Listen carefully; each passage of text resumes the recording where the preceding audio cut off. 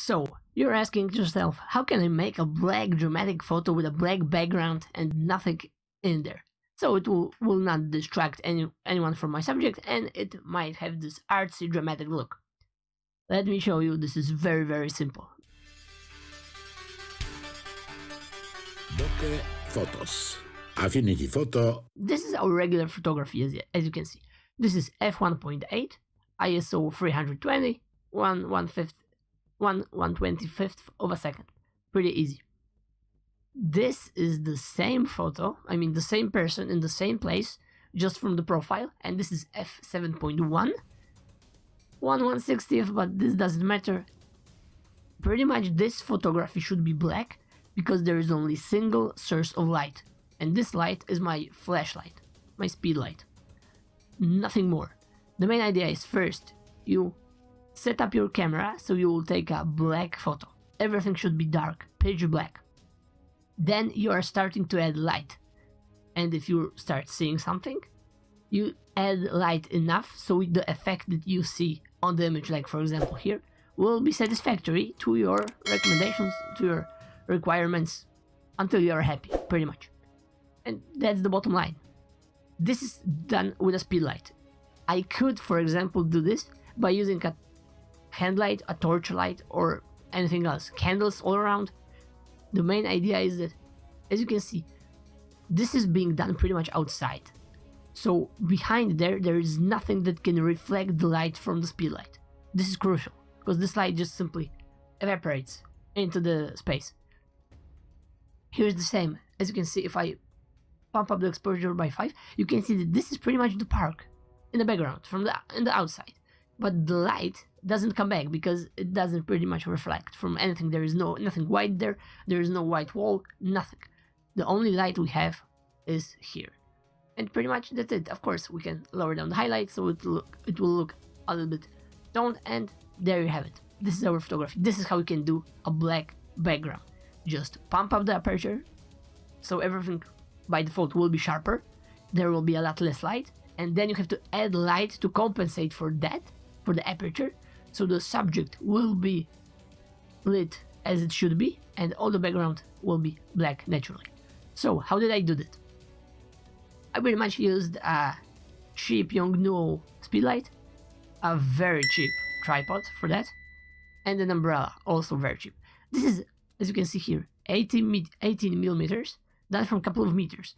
So pretty much this is only the thing that my camera saw. As you can see, this light isn't that bright anyway, but I will show you in a second. If I came closer, it was a lot better. So this was pretty much our scenery, how we did those portraits that you will be able to see in a minute. And this is the basis, right? This is a post-processed image of how it actually looks, so I can tell you right now. This is a second speedlight I just added for some additional rim lighting here. This is my fill light, this is my main light. You don't need this, you need only this, nothing more, really. And as you can see here, I got also the remotes for wireless changing the light, because this is on Wi-Fi and this was on Slave, so I pretty much could just snap a photo and this was automatically triggered by my camera in my hand. So yes, it does cost a little bit, and trust me, it's worth every penny. And you don't have to get some Rode or some other high expensive stuff. This is cheap Chinese knockoff, but it actually works. Yongnuo is a very nice mark, I would say, a brand, sorry, not mark, and it works for me. Sometimes there are some little quirks, you just need to turn it off and on again and everything is fine. So pretty much this is the scenery, and as you can see, the rim lighting is here, and this is of course the main light here. And the next photo what we can get from this scenery is this. So this is pretty much black as hell, right? Okay, let's pump up the exposure. Pretty good, pretty awesome, I would say. 5 stops. This is great, but this is Canon 80D and ISO 100. This is why this is so good. So how can you get the black background? Pretty much, as I said, everything in the background should be black because the frame for starters should be black, but it not always does work like that because something is simply bright. Like for example, the sun is reflecting from the very yellow bright leaves, so we can always remove this in develop. Some of the people I heard whine about that Affinity Photo doesn't have this brush that the Lightroom does, that you can brush something, then change the sliders, then brush again, change the sliders. Yeah, no. Affinity does have this, and I would say it's even better. Why? Let me show you. So you don't want this. You want to get rid of everything around. Okay. You go to the overlays here and click a new overlay. And as you can see, this is not plus exposure. This is 0. This is a reset.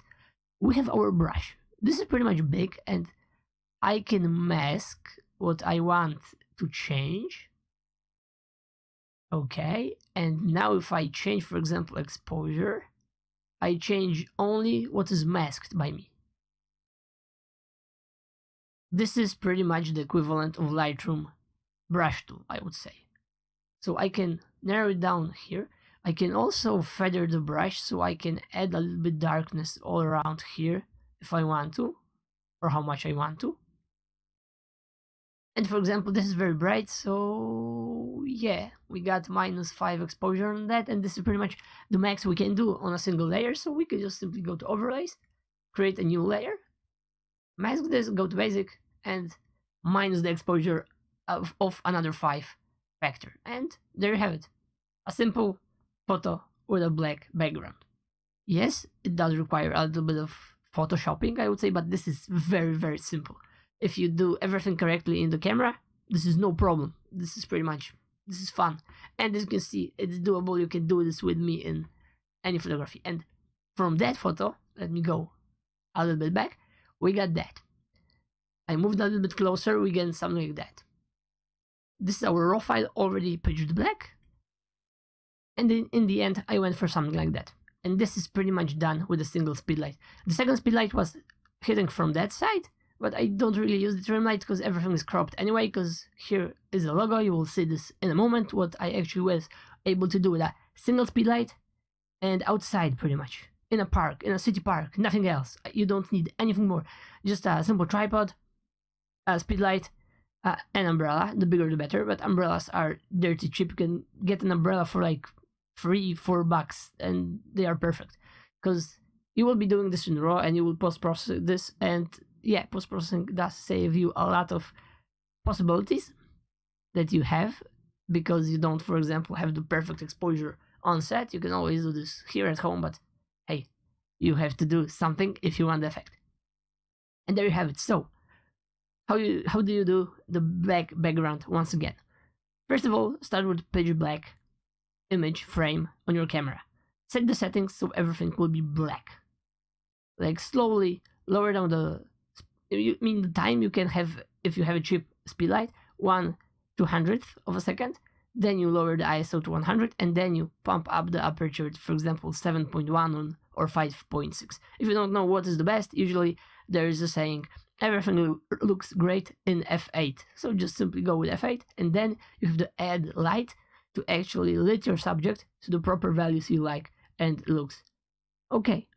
Remember that you can always do a little bit more, a little bit less. You can always fiddle around with post-production, but if everything is perfect in the frame when you are shooting, that's the best case scenario, because there's very little to do in post-production. You don't have to sit in front of a PC. I, for example, like that, and yeah, you save time.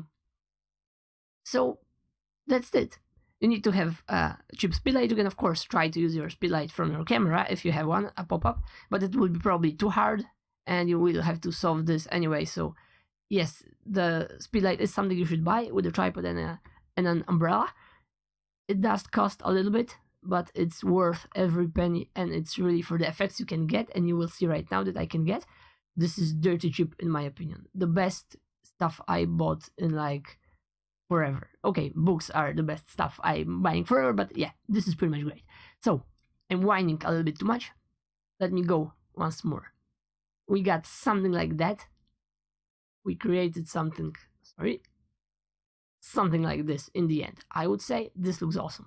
Okay, now check the rest of the images, like Remo as our wrestler on the links below, and thanks for tuning in. Leave me a comment if you like this, tell me what would you like to learn, and bye for now.